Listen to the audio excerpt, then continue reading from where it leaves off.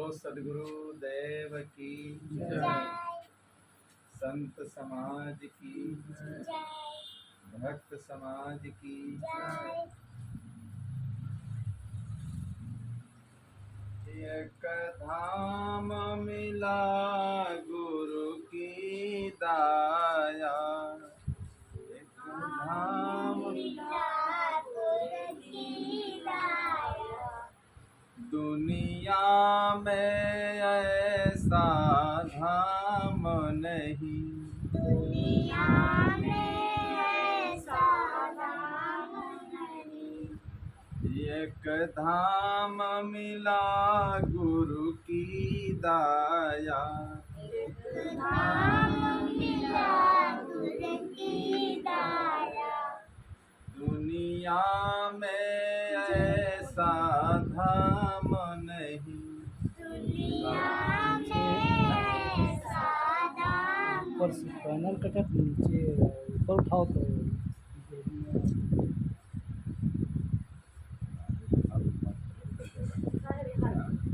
ये में पछाड़ो।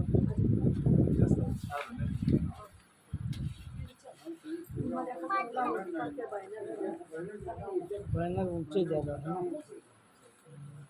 एक धाम मिला गुरु की दाया, एक मैं धाम ऊपर मिला साहब गुरु नीचे ना की आए ना, दाया, ज़्यादा उठी तो साहब दुनिया में ऐसा धाम नहीं, दुनिया में ऐसा धाम नहीं, जहाँ सर्व दुखों का अंत हुआ, जहाँ सर्व दुखों का अंत हुआ, इससे बढ़कर आराम नहीं, इससे बढ़कर आराम नहीं।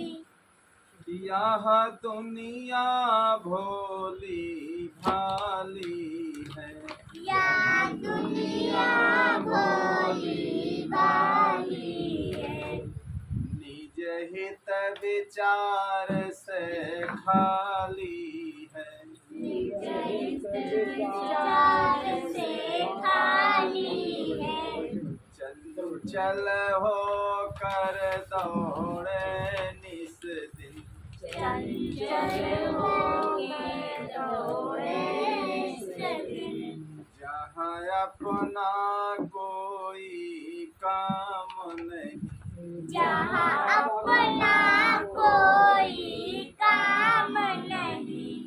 एक धाम मिला गुरु की दाया, एक धाम मिला गुरु की दाया, दुनिया में ऐसा धाम नहीं, दुनिया में ऐसा धाम नहीं, जहाँ सर्व दुखों का अंत हुआ, जहाँ सर्व दुखों का अंत हुआ, जिससे बढ़कर आराम नहीं, जिससे बढ़कर आराम नहीं, जिससे बढ़कर आराम नहीं, जिससे बढ़कर आराम नहीं।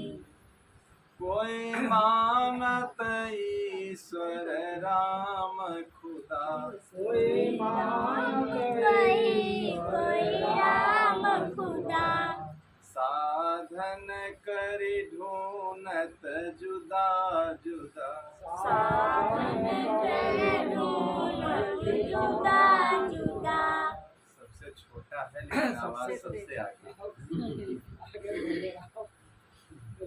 कोई मानत ईश्वर राम खुदा, कोई मानत ईश्वर राम खुदा, साधन करे ढूंढत जुदा जुदा, साधन करे ढूंढत जुदा जुदा, नहीं पावत कोई सत्संग बिना। नहीं पावत कोई सत्संग बिना। निज से बढ़ कर कोई राम नहीं। निज से बढ़कर कोई राम नहीं। एक धाम मिला गुरु की दाया। एक धाम मिला गुरु की दाया। दुनिया में ऐसा धाम नहीं। दुनिया में ऐसा धाम नहीं। जहाँ सर्व दुखों का अंत हुआ। जहाँ सर्व दुखों का अंत हुआ। इससे बढ़कर आराम नहीं। इससे बढ़कर आराम नहीं। सुख आस पे शीस पटकता है।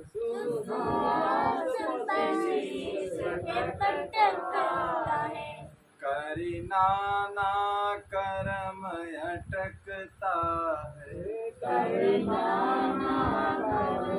अटकता है। करी नाना कर्म अटकता है। अटकता है। भावधार बहे बहु कष्ट सहे।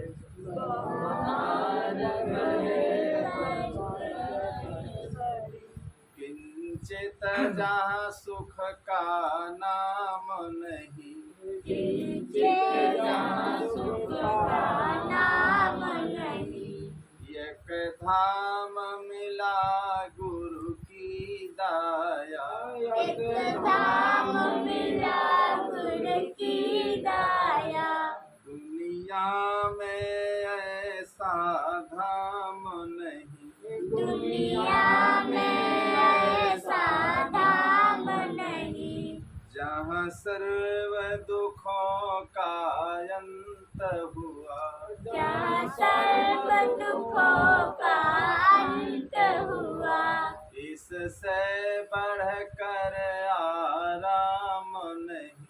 इससे बढ़कर आराम नहीं। निर्बंध सदा निज रूप भजो।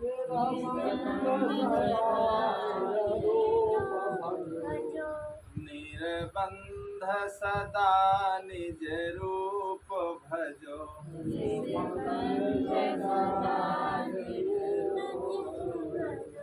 या दुखमय देह कमोह तजो।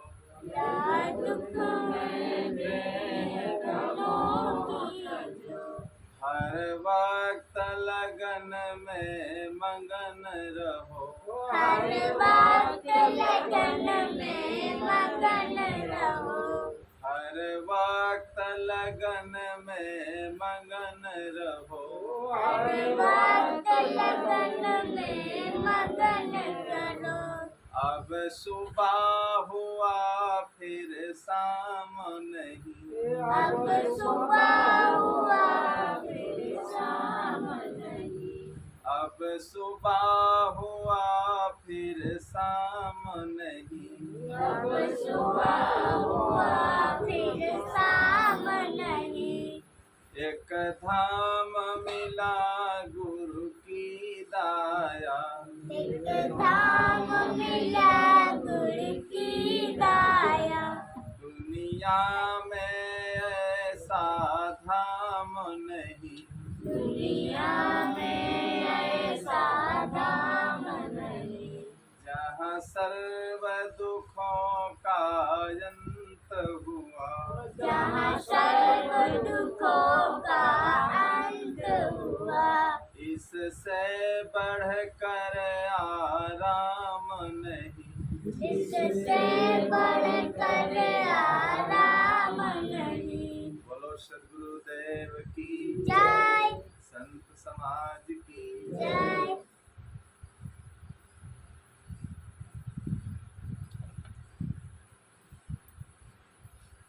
पूजनीय वंदनीय संत समाज, धर्मानुरागी बंधुओं, श्रद्धा मूर्ति देवियों तथा प्यारे बच्चों,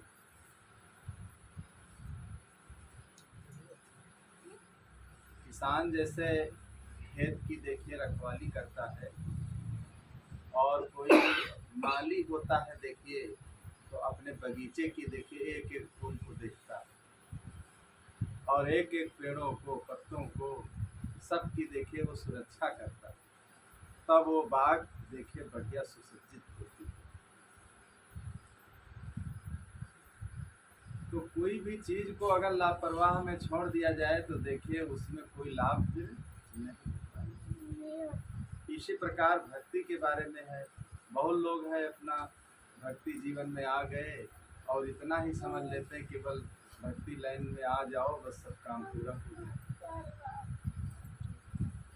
और कुछ साधु भी होते हैं और साधु आ गए अपना और उनका भी काम पूरा हो गया। कोई काम देखे खाता पूर्ति करने से काम नहीं होता है। जब तक लगन से प्रेम से कोई काम नहीं किया जाएगा तो उसका फल देखिए बढ़िया नहीं होगा। और लगन से प्रेम से देखिए जो काम किया जाएगा तो उसका फल भी मीठा होगा और जीवन का कल्याण भी। तो सत्संग से संत लोग क्यों आते हैं भाई? अच्छा ज्ञान देने के लिए आते हैं।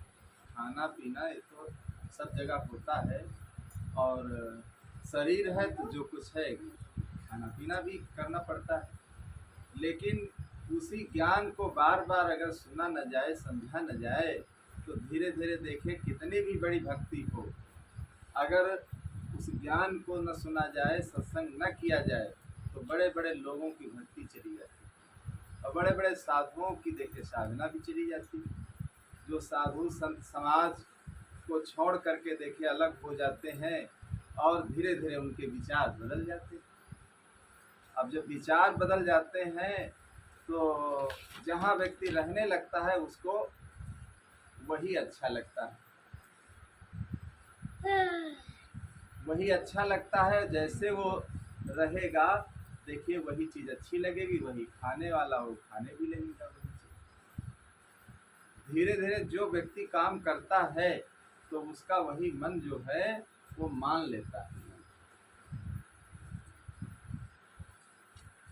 तो इसीलिए देखिए सत्संग की ज़रूरत है और ज्ञान की ज़रूरत है।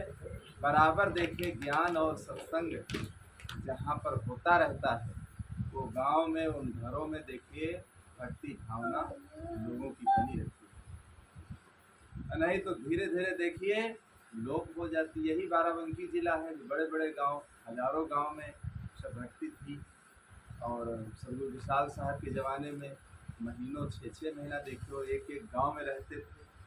लेकिन धीरे धीरे देखिए पुराने लोग चलते गए और नए लोगों में वो चीज़ें नहीं आई, धीरे धीरे वो भक्ति वीरान हो गई। धीरे धीरे भक्ति वीरान हो गई, संतों का आना जाना कम हो गया और जो भक्त लोग थे वो संतों को बुलाना ये सब छोड़ दिए धीरे धीरे। और जब आना जाना छोड़ दे, बुलाना छोड़ दिए, धीरे धीरे जैसे पहले थे वैसे हो गए।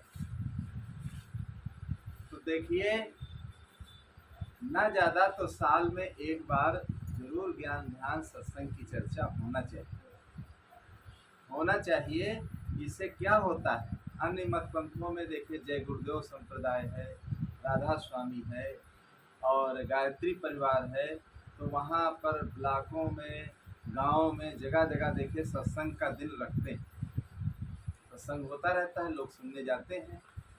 तो अगर ये सब चीज़ें न रखी जाएं तो धीरे धीरे मन ये बहुत खराब होता है। मन अनादि काल से संसार में रहा है तो ये इसको धीरे धीरे वही अच्छा लगने लगता है और धीरे धीरे देखिए वो फिर गंदी नाली की तरफ बढ़ जाता है। तो इसीलिए देखिए भाई संत समाज की ज़रूरत है। भाई संत ही ऐसे होते हैं जो भक्ति और धर्म की रक्षा करते हैं, भक्ति और धर्म की रक्षा करते हैं। और धीरे धीरे देखिए भाई जब भक्ति और धर्म की हमारी रक्षा होती रहेगी तो धीरे धीरे देखिए हमारे जीवन का कल्याण।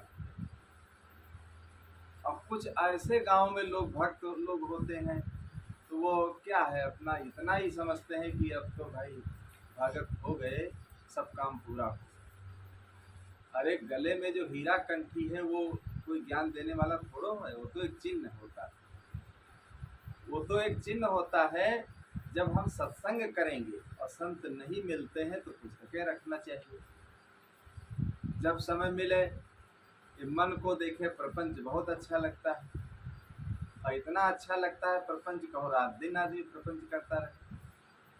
जब समय मिले तो कोई न कोई पुस्तक को पढ़ना चाहिए या ऐसे ऐसे आजकल साधन है वीडियो से अपना देख लो, लाइव प्रसारण देख लो, मतलब कुछ न कुछ जीवन में सुनते गुनते रहो।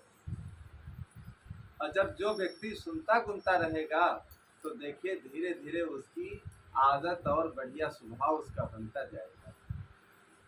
और धीरे धीरे देखिए जहाँ पर सत्संग ये सब चीज़ें होना बंद हो जाता है, हमारा आश्रम ही है, अभी हम सत्संग वो सब बंद कर दें तो धीरे धीरे क्या है, धीरे धीरे गांव में जो व्यक्ति रहता है उसके घर से भी बेकार हो जाएगा, उसके घर से भी वो आश्रम बेकार हो जाएगा।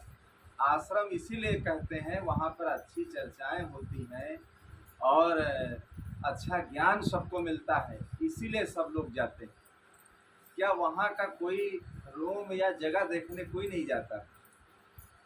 जहाँ देखिए आश्रमों में भी अच्छे लोग अच्छे संत नहीं हैं, वहाँ देखिए कोई आता जाता है। तो ज्ञान की चीज़ों को सुनने के लिए, अपने जीवन के कल्याण के लिए लोग जाते हैं।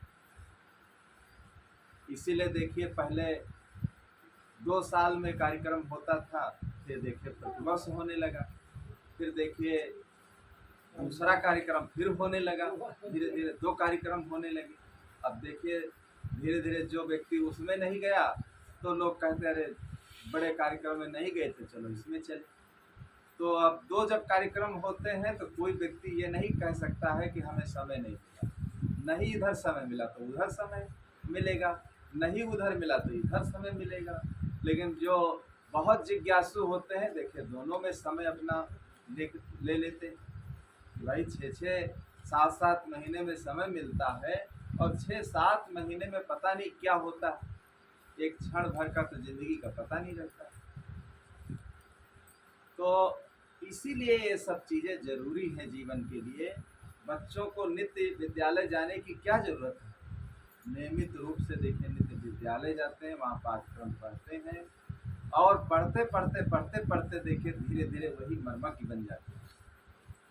सदगुरु विशाल साहब कहते हैं पढ़े लिखे नहीं थे, लेकिन एक एक पुस्तक को देखें 12-12 साल तक वो पढ़ते रहे।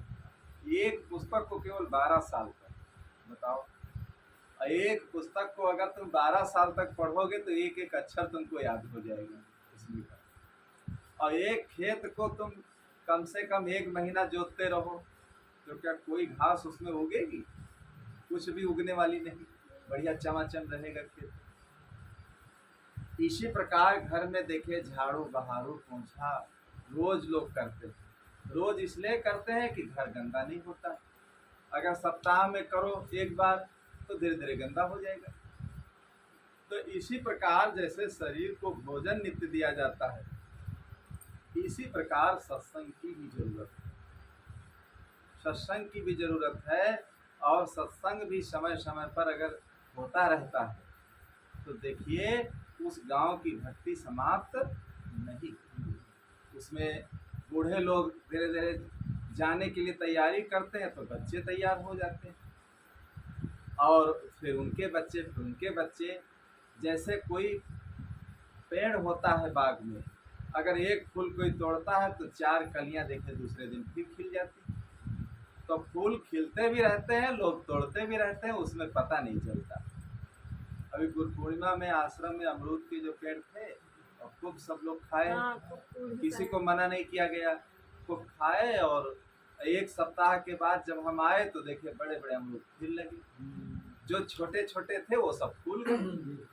फिर अब छोटे छोटे जो थे वो फूल गए और फिर देखा गया कि मालूम पड़ता जितने लोग खाए थे अमरूद थे देखे उतने फिर लग गए, फिर बड़े बड़े अमरूद हो गए उसमें। तो देखिए तुलसी पंछिन के पिए घटे न सरिता नीर, और दान किए धन ना घटे जो सहाय रघुवीर।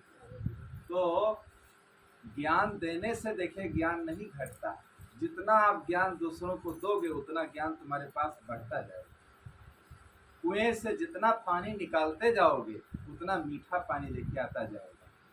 तो इसी प्रकार है, कुछ लोगों की मानसिकता होती है किसी की सेवा करने से या संतों को बुलाने से घट जाएगा, वो घटेगा नहीं, उनके आशीर्वाद से और 10 गुना वो बढ़ जाएगा, 10 गुना वो बढ़ जाएगा और बढ़ता जाएगा। जहाँ देखे कुछ नहीं होता है, जिसके दरवाजे पर कोई नहीं जाता है, तो कितना वो बढ़ जाते, कुछ बढ़ने वाले नहीं। और जिन मंदिरों में आश्रमों में देखिए कुछ नहीं होता है, कोई अच्छे काम नहीं होते और नीचे चले जाते। जहाँ अच्छे काम होंगे देखिए वहाँ सब चारों तरफ से पता नहीं कहाँ से आ जाएगा। हम पहले जब महंत साहब का शरीर छूटा तो भंडारा करने के लिए सोचे कि बड़ा भंडारा करें, सबको बुलाएं, जितने साधु संत हैं हर आश्रम में निमंत्रण जाए, सब लोग आए तो अच्छा लगेगा।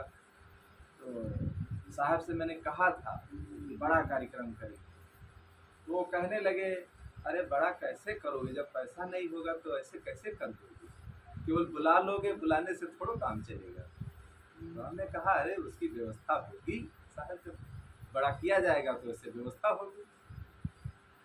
तो जो आश्रम का खेत था और बटाई वालों ने खेत को छोड़ दिया था, और खेत में कौन धान होता है, नहीं सरबती, हाँ वो धान की रोपाई करवा दी गई, सरबती धान।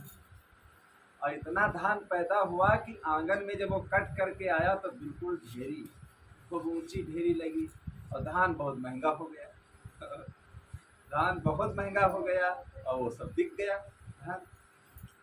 तो हमने कहा देखिए भंडारा के लिए मैंने सोचा था कि बड़ा भंडारा होना चाहिए, तब देखे इतनी बड़ी बिक्री हो गई, भंडारा की व्यवस्था बन गई, किसी से कहने की जरूरत नहीं, ना मांगने की जरूरत, भंडारा के तो इंतजाम अपने आप ही हो गया।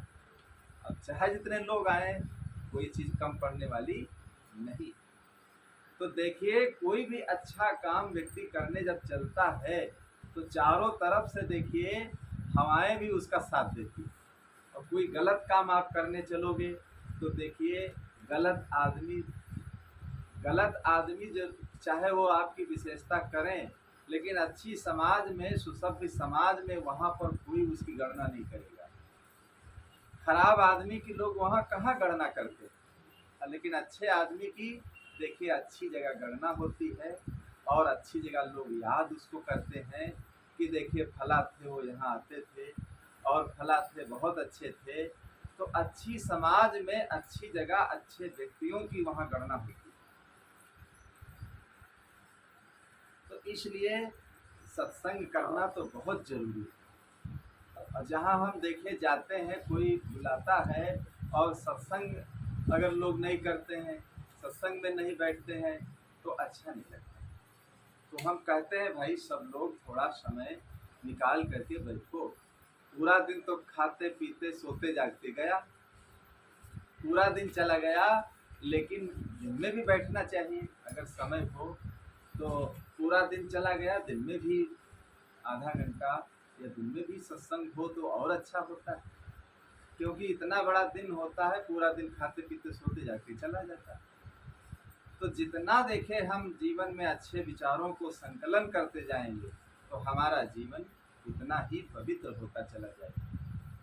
हमारे जीवन में देखे उतना नई रोशनी पैदा होती चली जाएगी। इसलिए बाल बच्चों को सबको देखे सत्संग की जरूरत है। ये नहीं कि घर का कोई एक व्यक्ति सुन ले बस हो गया। कहीं निमंत्रण अगर आया है तो देखिए क्या 1 यूनिट जाता है। सत्संग में ऐसा नहीं कुछ होता। सत्संग में तो जो व्यक्ति जाएगा उसको लाभ मिलेगा और जो नहीं जाएगा उसको लाभ। लाभ ही मिलने वाला नहीं है। तो देखिए, ज्ञान की बातें जितना सुनी जाए, जितना समझी जाए। अभी नाननौ में हम 2 दिन रहे, तो अब उनका घर बाग के पास है, जंगल है। तो मैंने कहा दिन में बुलाओ, उनको बुलाना। और पानी भी बहुत बरस रहा था उस बीच, तो दिन में फिर उन्होंने सबको बुलाया। और दिन में बुलाया तो दिन में सब लोग एकत्रित हुए कि भाई दिन में सत्संग है, रखा गया है, तो भाई 1 घंटा के लिए दिन में सब लोग आओ। तो दिन में सब लोग आए और दिन में सत्संग हुआ, सब लोग सुने। फिर सत्संग अगर नहीं आओगे तो इतनी मेहनत से 3 से 4 साल के बाद आए हैं, अब नहीं सुनोगे तो कब सुनोगे, समय चला जाएगा जीवन का। तो इसलिए हर आदमी को चाहिए कि भाई कल्याण कारज बनाए ले, कल आए न आए, कल्याण कारज बनाए ले, कल आए न आए, परमार्थ पूंजी कमाए ले, कल आए न आए, पूंजी कमाए ले, कल आए न आए, कल्याण कारज बनाए ले, कल आए न आए, परमार्थ पूंजी कमाए ले, कल आए न आए। भाई जिंदगी का ऐसा समय है, कल आता है समय कि नहीं आता है, क्या होता है, कोई इसका पता नहीं। इसलिए जब समय अवसर मिल जाए तो समय और अवसर से चूकना नहीं चाहिए, समय अवसर से चूकना नहीं चाहिए।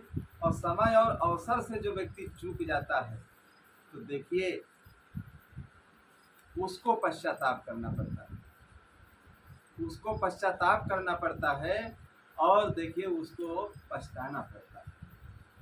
तो हर मनुष्य को चाहिए कि भाई समय और अवसर से बिल्कुल नहीं चूकना चाहिए। समय और अवसर जो है बहुत ही मूल्यवान है जीवन का। और समय गुजरा हुआ हरगिज न वापस हाथ आएगा, समय गुजरा हुआ हरगिज न वापस हाथ आएगा, लिया चुग खेत चिड़ियों ने तो पछताए से क्या होवे, लिया चुग खेत चिड़ियों ने तो पछताए से क्या होगा। सत्संग सुनो साहेब। कर्म खोटे तो ईश्वर का भजन गाने से क्या होगा, कर्म खोटे तो ईश्वर का भजन गाने से क्या होगा, किया पर भेजना कुछ भी दवा खाने से क्या होगा, किया पर भेजना कुछ भी दवा खाने से क्या होगा, किया पर भेजना कुछ भी दवा खाने से क्या होगा, किया पर भेजना कुछ भी दवा खाने से क्या होगा। समय की एक ठोकर भी बदल देती है जीवन को, समय की एक ठोकर भी बदल देती है जीवन को, समय की एक ठोकर भी बदल देती है जीवन को, समय की ठोकर भी बदल देती है जीवन को, जो ठोकर खा के ना संभले तो समझाने से क्या होगा, ठोकर खाने ना समझे समझाने से क्या होगा, कर्म खोटे तो ईश्वर का भजन गाने से क्या हो का भजन गाने से क्या होगा? किया पर है जना कुछ भी, दवा खाने से क्या होगा? किया पर है जना कुछ भी, दवा खाने से क्या होगा? समय की एक ठोकर भी बदल देती है जीवन, और जो ठोकर खा के ना संभले तो समझाने से क्या होगा? जो ठोकर खा करके भी नहीं संभल पा रहा है तो बताओ समझाने से क्या उसको लाभ? कोई लाभ मिलने वाला नहीं। तो हर मनुष्य को चाहिए कि भाई जीवन में जैसे नित्य नित्य शरीर के लिए खुराक भोजन की लेते हो, ऐसे ऐसे ज्ञान की भी खुराक की जरूरत है। और जब ज्ञान की खुराक को बराबर हम देते रहेंगे तो देखिए हमारे जीवन में परिवर्तन आएगा और हमारे जीवन में एक नया जोश आएगा। हम लोग हैं अगर नित्य सत्संग करना, पढ़ना, लिखना, हर चीज छोड़ दें तो क्या हम लोगों की जिंदगी भी बिगड़ जाएगी? अच्छे लोगों में रहना छोड़ दें, जिंदगी बिगड़ जाएगी। लेकिन साल के 12 महीना हम लोगों का अच्छे लोगों में ही रहना होता है, अच्छे लोगों में रहना होता है, अच्छे लोग ही बुलाते हैं, और जहाँ आना जाना होता है वहाँ अच्छी चर्चाएं होती हैं ज्ञान की। तो रात दिन ज्ञान के ही मथने में ही समय जाता है। और जब रात दिन हर पल हर पहर उसी में जब व्यतीत होता है तो उसका जीवन पर क्यों प्रभाव नहीं पड़ेगा? जरूर प्रभाव पड़ेगा। तो इसलिए हर मनुष्य का कर्तव्य होता है कि भाई अपने जीवन में देखिए उसी प्रकार सत्संग का महत्व देखिए रखना चाहिए, और सत्संग का महत्व जो रखते हैं तो जरूर उनके जीवन में परिवर्तन आता है। हमारे भारतीय परंपरा में जितने त्योहार बनाए गए हैं देखिए कोई न कोई रहस्य हर त्योहार में छिपा होता है, कोई न कोई रहस्य हर त्योहार में छिपा होता है। और जितने त्योहार होते हैं लेकिन कुछ देखिए पुरोहितों ने, कुछ त्योहारों में पुरोहितों ने देखिए गड़बड़ी कर दिया है। अब पुरोहित लोग जो व्यवस्था बनाते चले गए, क्योंकि हिंदू समाज के अगुआ ब्राह्मण लोग थे, हिंदू समाज के अगुआ ब्राह्मण लोग थे, तो जो परंपराएं वो बनाते चले गए और वही परंपरा के हिंदू लोग गुलाम बनते चले गए, और कोई उसमें विचार करने वाला नहीं है। अब जो परंपरा बनाते चले गए उसी परंपरा को लोग सब देखिए। हर मनुष्य का बिना मुहूर्त जन्म होता है और बिना मुहूर्त के उसका मरण भी हो जाता है। अगर ये किसी से पूछा जाए, किसी पुरोहित से, कि हमारे घर में किसी बच्चे का जन्म होने वाला है तो मुहूर्त अच्छी है कि खराब है, लेकिन किसी का अच्छी मुहूर्त में जन्म नहीं होता है। अच्छी मुहूर्त में न जन्म होता है और अच्छी न मुहूर्त में मरण होता है। अब पुरोहित लोग हर चीज में देखिए ऐसी ऐसी विडंबना बना देते हैं, और उसी विडंबना में हिंदू समाज आज भी त्रस्त है, आज भी त्रस्त है, आज भी लोग परेशान हैं, पीड़ित हैं। और लेकिन सही रूप से देखिए कोई त्योहार है उसका दुरुपयोग लोग करते हैं। अब सावन के महीने में देखिए शंकर जी की पूजा, कांवरिया लोग देखिए, अब बहुत ऐसे कांवरिया हैं जो शराब पीते, गांजा पीते, भांग पीते, ये सब चीजें खाते पीते देखिए वो अपनी यात्रा पूरी करते हैं। तो हर महीने में कोई न कोई त्योहार, कोई न कोई व्यवस्था देखिए बनी हुई है।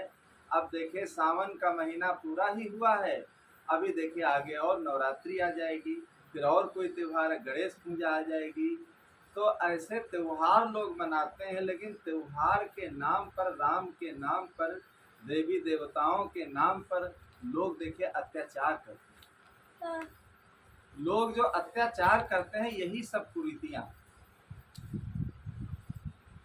काम तो भगवान के नाम पर करते हैं, काम तो शंकर जी के नाम पर जाते हैं, लेकिन अत्याचार करते करते जाते हैं। तो उससे क्या होता है, कोई लाभ उनके जीवन में नहीं मिलता, कोई लाभ मिलने वाला उनके जीवन में नहीं है। तो हर त्योहार में देखिए, जब गलत काम उसमें धीरे धीरे देखिए त्योहार बढ़ते बढ़ते बढ़ते बढ़ते इतना बढ़ जाता है कि उसकी रूपरेखा ही गलत हो जाती है।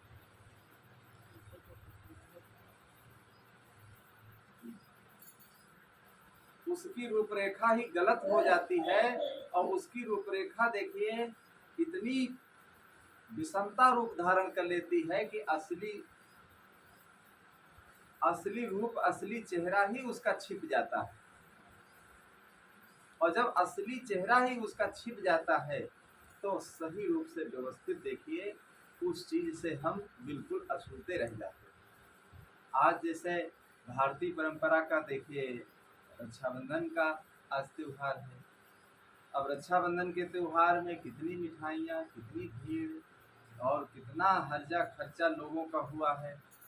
बहुत जगह जगह देखिए सब मेले लगे हैं, जगह जगह अब जगह जगह मेले लगे हैं। लेकिन धीरे धीरे देखिए अब किसी ने कोई एक बार कोई काम किया होगा।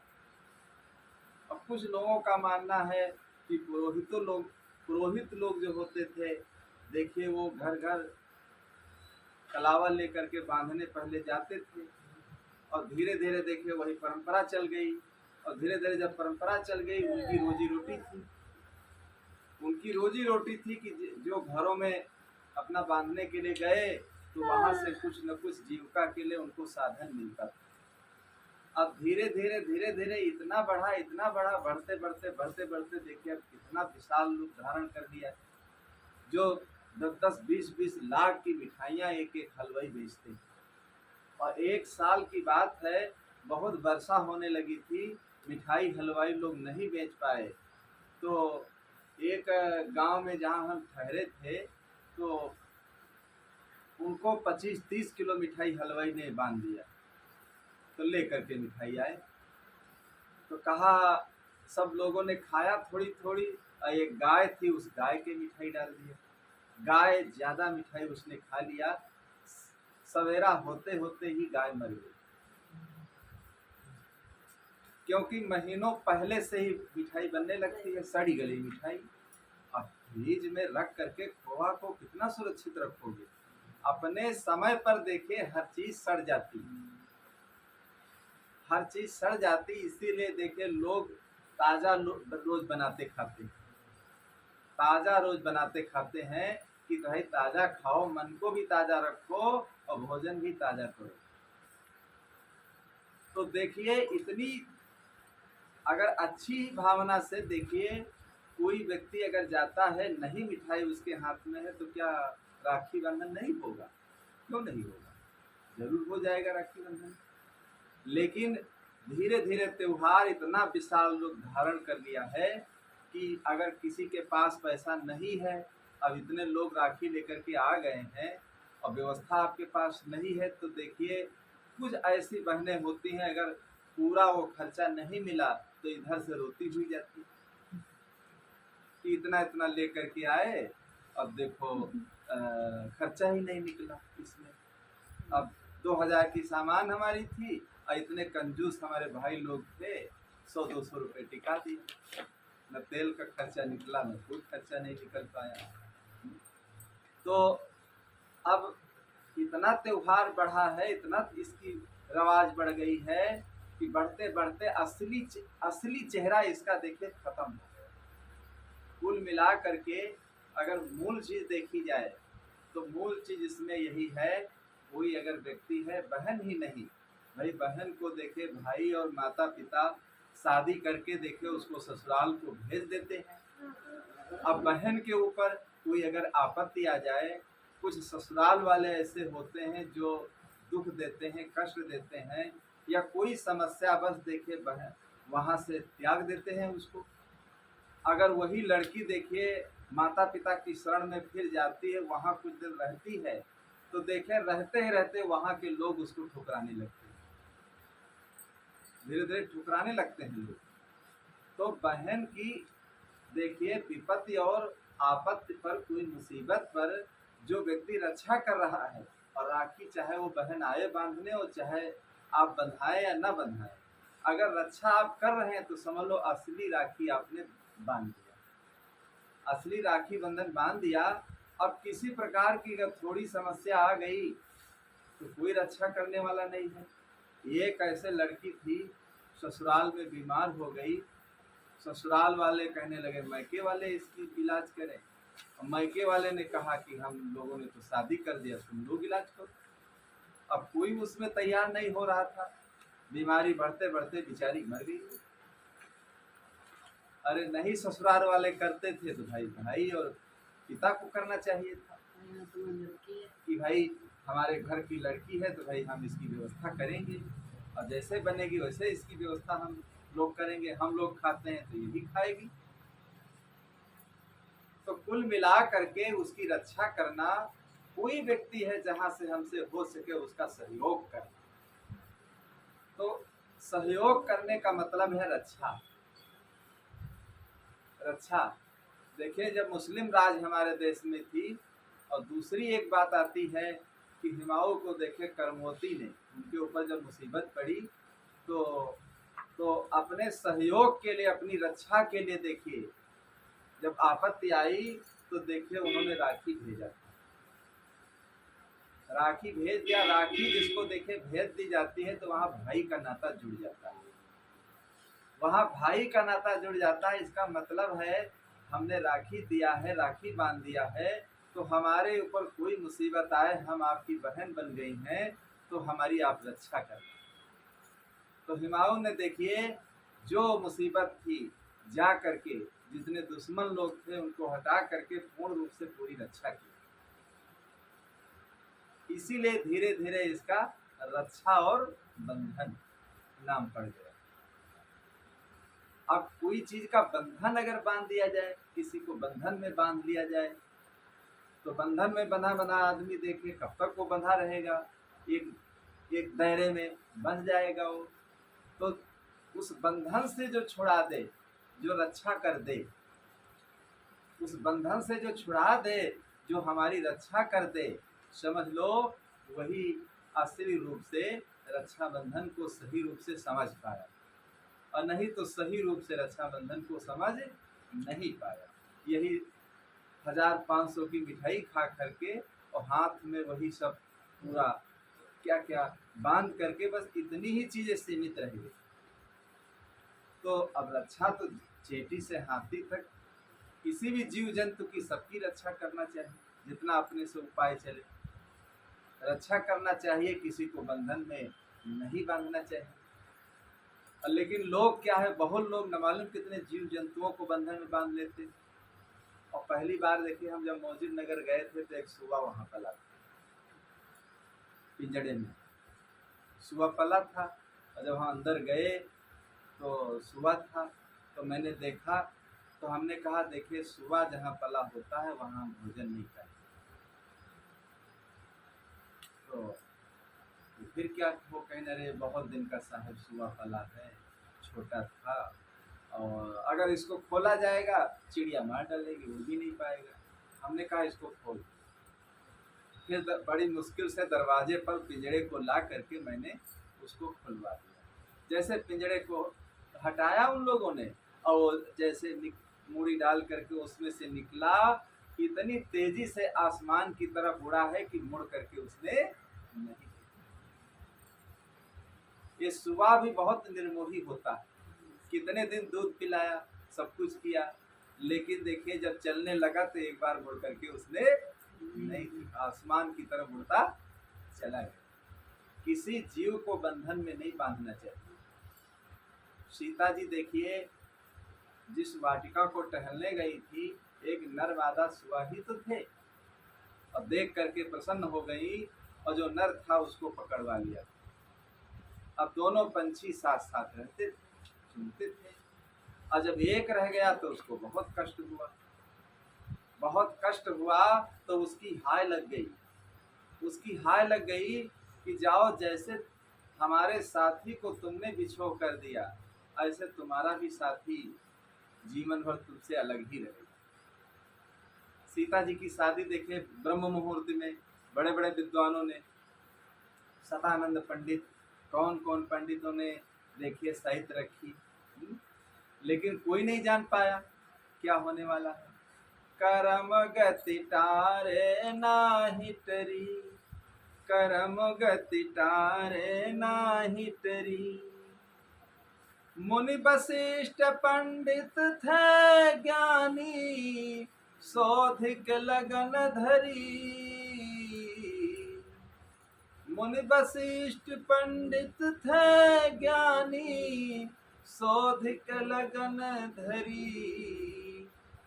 और सीता मरण हरण दशरथ का, सीता हरण मरण दशरथ का, वन में विपत्ति परी। करम गति टारे नाही टरी, करम गति टारे नाही टरी, करम गति टारे नाही टरी। मुनि वशिष्ठ पंडित थे ज्ञानी, शोध के लगन धरी। सीता हरण मरण दशरथ का, वनमा विपत्ति परी। करम गट्टारे ना।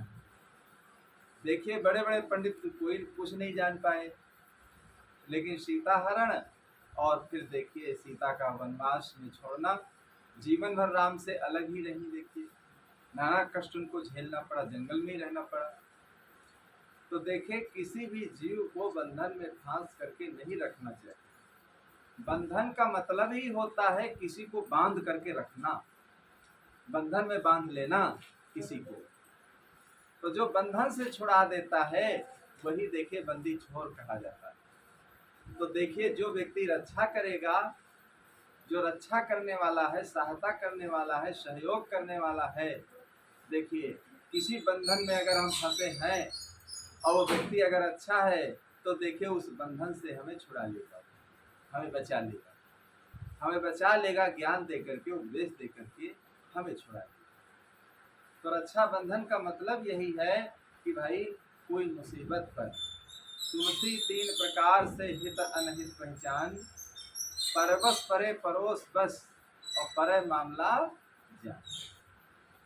गोस्वामी तुलसीदास जी महाराज कहते हैं कि तीन प्रकार से देखिए मनुष्य की परीक्षा होती है।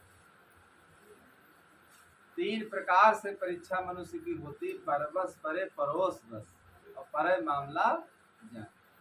किसी के परोस बस हो या कोई परवशता आ जाए तुम्हारे ऊपर, या कोई मामला पड़ जाए। कोई मामला पड़ गया, इतना प्रेमी प्रेमी बने रहे, जब कोई मामला आ गया कोई, तो देखिए बिल्कुल दुश्मन हो गए। या परोसे बसने से पता लग जाता है, या कोई जीवन में परवस्था आ जाए, कोई परवस्था जीवन में आ जाए तब देखिए उस व्यक्ति की परीक्षा होती है। इसीलिए कहा गया है मानस में कि धीरज धर्म मित्र यरु नारी, अवापति काल परखिए चारी। धीरज धर्म मित्र यरु नारी, अवापति काल परखिए चारी। देखिए आपत्ति काल में चार चीजों की परीक्षा होती है, धीरज धर्म मित्र और नारी। अब कोई अगर हमारे ऊपर ऐसा कुछ आ गया है तब पता लगता है कि कितना हमारे अंदर धीरज, कितना हमारे अंदर साहस है। ऐसे तो सब लोग कहते हैं, ऐसे सब लोग कहते हैं हमारे अंदर लोभ बिल्कुल नहीं महाराज जी। लेकिन अब कोई ऐसी चीज तुमको दिखाई जाए और तुम्हारे मन में हो कि मर जाए तो हमको मिल जाए। लोभ तो अपने समय पर उदय होता है, हर समय थोड़ो रहता है लोभ। हर समय न मोह रहता है न लोभ रहता है। हर समय हर व्यक्ति के अंदर कोई दुर्गुण नहीं रहते, वो तो समय पर आते हैं। और समय पर अगर व्यक्ति सावधान रहे, अपनी परीक्षा कर ले, वही बुद्धिमान कहा जाता है। तो धीरज धर्म, धर्म की भी देखिए परीक्षा उसी समय होती है। अब कोई चीज तुमको दी जाए तुम्हारी नहीं है, तो अगर तुम्हारे अंदर धर्म कर्म तुम्हारा अच्छा नहीं है, तुम्हारी नहीं है, तब भी तुम झूठ बोल करके ले लोगे कि हाँ यही हमारी, तुरंत उसे ले लोगे। यही मुजफ्फर आश्रम की ही बात है। नेपाल से कहते हैं बहुत भक्त लोग आए थे और एक महिला आई थी, तो वहाँ से देखिए कमर में लोग दूर देश से आते थे, जो पैसे ले करके आते थे तो कमर में वो बना करके उसी में बांध लेते थे, ऊपर से कपड़े पहनकर वो चले आते थे। तो जो सेठानी थी, जब उन्होंने स्नान किया तो जो पेटी थी उतार करके रख दिया और स्नान किया, स्नान करके चली आई, पेटी बन रही पैसे की जो थैली थैला था। और उसी गांव के अत्यंत गरीब व्यक्ति, उसके हाथ वो थैली लग गई। एक साहेब दीन का नाम का मनुष्य था और बहुत भोला भाला था, हरिजन कास्ट का था। इतना भोला भाला था, अरे इतने प्रेम से वो बंदगी करता था, अब क्या कहा जाए। और जब दिन में 1-2 बार आश्रम में आते थे, हम लोग रहते थे, तो हम लोग बच्चे थे, छोटे छोटे थे, तो कहे साहेब दिन आ गए और खाने पीने के लिए कोई चीज, माँ और 2 प्राणी होते। अब दोनों इतना काम, जब आए इतनी सेवा करें आश्रम में और इतने प्रेम से बंदगी भाव कि बिल्कुल मन प्रसन्न हो जाए, उसी के हाथ को लग गए। घर को ले गया, वो रख दिया सुरक्षित। जब मेला खत्म हुआ तो उसको जब याद आई कि हमारी जो थैली थी वो छूट हो गई, किसी ने उठा लिया। तो जब बात फैली, तो जब बात सामने आई, कही गई, जब सामने बात आई तब देखे खड़े होकर के उसने बताया कि वो हमको मिली है, लेकिन बताया इसलिए हमने नहीं कि कोई कहेगा तो उसको दे देंगे, और नहीं तो मेला खत्म होने के बाद साहब के पास उसको जमा कर दिया जाएगा, फिर पता जब लगेगा तो उसके यहाँ भेज दी जाएगी।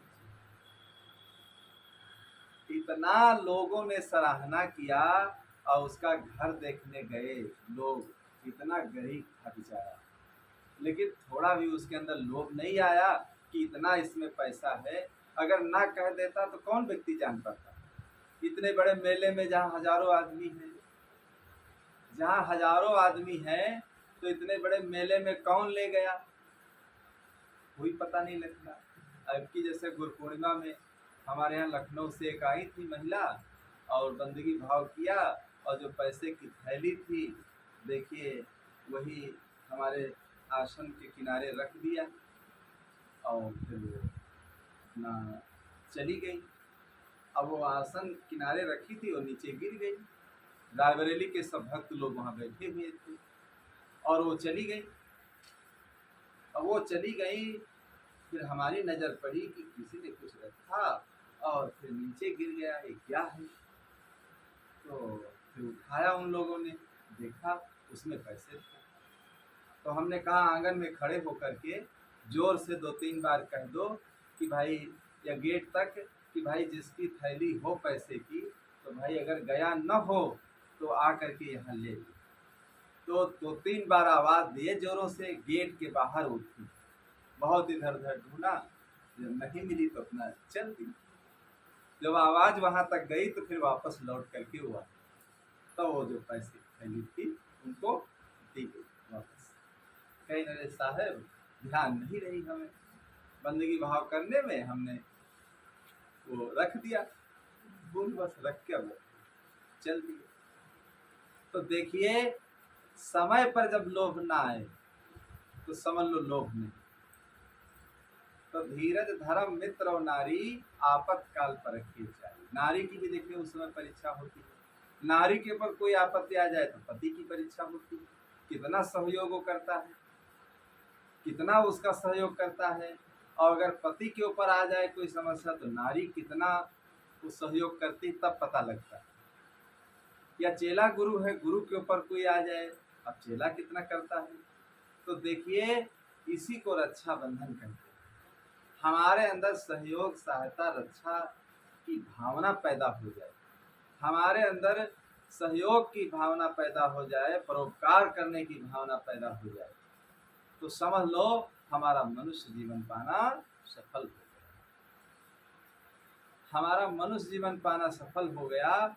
किसी के काम जो आए उसे इंसान इंसान कहते हैं, किसी के काम जो आए उसे इंसान कहते हैं। पराया दर्द अपनाए उसे भगवान कहते हैं। पराया अपनाए उसे भगवान कहते हैं। किसी के काम जो है, हमारा जीवन, हमारा शरीर किसी के काम आ जाए, किसी की सेवा में, किसी की रक्षा में, किसी के सहयोग में। बड़े बड़े ईमानदार भी लोग देखे जाते हैं और बड़े बड़े बेईमान भी लोग देखे जाते हैं। कौड़ी की चीज चुरा लेते हैं। और बड़े बड़े ईमान के देखिए पक्के लोग देखे जाते हैं। और हमारे आश्रम में जो महान साहब थे, 12 बीघे जमीन किसी की नाम उनकी आ गई। 12 बीघे जमीन उसी गांव में तमोली थे, उनकी जमीन थी। फिर देखे साहब ने बुला करके उनको वो जमीन बयान दे दिया कि आपकी जमीन है और हमारे नाम आ गई। क्योंकि 30-35 साल प्रधानी रही, सब बड़े बड़े हाकिम और सब वहीं उतरते थे आश्रम पर। और साधु देखे बड़े सब तेजस्वी थे, स्वतंत्रता संग्राम सेनानी भी थे जो श्री मथुरा साहब थे। तो अब पता नहीं कैसे उसकी क्या हुआ, वो नाम आ गई। और यहाँ अगर एक दूसरा जमीन किसी के नाम चढ़ जाए, वो जमाना था बड़े भाई के नाम देखे पूरी जमीनें होती थी। लेकिन आप घूम करके देख लीजिए, लाखों ऐसे भाई हैं जो छोटे भाइयों को नहीं दिया। बड़े भाई का पिता तुल्य दर्जा होता था और पिता के मरने के बाद बड़े भाई के नाम पूरी संपत्ति हो जाती।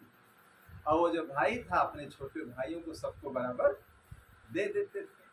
लेकिन जब बेईमानी जिनके अंदर आ गई, उन लोगों ने बयान नहीं दिया, बयान ही नहीं दिया, अपने नाम जमीन रखा और अन्य लोगों को जमीन ही नहीं दी। लेकिन साहब के अंदर देखिए कोई लालच नहीं आया। 12 बीघे जमीन उन्होंने तुरंत बुला करके बयान दे दिया कि मेरे मरने के बाद पुराने मेरे नाम से है, अब जिन लोगों के हाथ चली जाएगी वो लोग नहीं देंगे। कोई साधु के हाथ नाम चली जाएगी तो दे देगा, क्या करेगा। तो पूरी जमीन दे दिया, कहा अपनी जमीन है आप ले जाओ, हमको नहीं बोलते इसलिए हम क्या करेंगे, हम साधु सन्यासी आदमी, हमको क्या है, कहीं कुछ नहीं होगा तो कहीं से कोई भोजन दे जाएगा तो निर्वाह चल जाएगा। लेकिन हम अपना ईमान छोड़ करके हम क्या करेंगे, अपने अंदर गलत संस्कार बना करके हम क्या करेंगे। तो हम सच्चे पथ के राही है, कह सकते दिन को रात नहीं। ईमान छोड़ दे टुकड़ों पे, ये मेरे बस की बात नहीं। ईमान छोड़ दे टुकड़ों पे, ये मेरे बस की बात नहीं। तो ऐसे ऐसे ईमानदार लोग हैं, देखिए किसी की चीज अगर गिर जाती है उसको वापस कर देते हैं। ऐसे ऐसे गलत लोग हैं जो दूसरों की चीज छीन लेते हैं, दूसरों की चीज छीन लेते हैं, हड़प कर लेते हैं, ये सब काम कर लेते हैं। तरह तरह के संसार में लोग हैं। तो इसलिए बहुत ऐसे भाई हैं, देखिए बहन को परेशान करते हैं और परेशान करके देखिए जो कुछ है छीन लेते हैं साथ में। और रक्षा करना अलग रहा। तो रक्षाबंधन का मतलब यही है कि भाई एक दूसरे का सहयोग करना, रक्षा करना, प्रेम से रहना और जिंदगी अच्छे ढंग से व्यतीत करना। रक्षाबंधन यही है कि हम लोग रक्षा करना सीख लें, हम लोग सहयोग करना सीख लें अपने जीवन में। तो इस जीवन से जितना सहयोग हो सके सबको करते रहना चाहिए और इसी में जीवन का कल्याण। बोलो सद्गुरु देव की जय, संत समाज की जय, भक्त समाज की जय।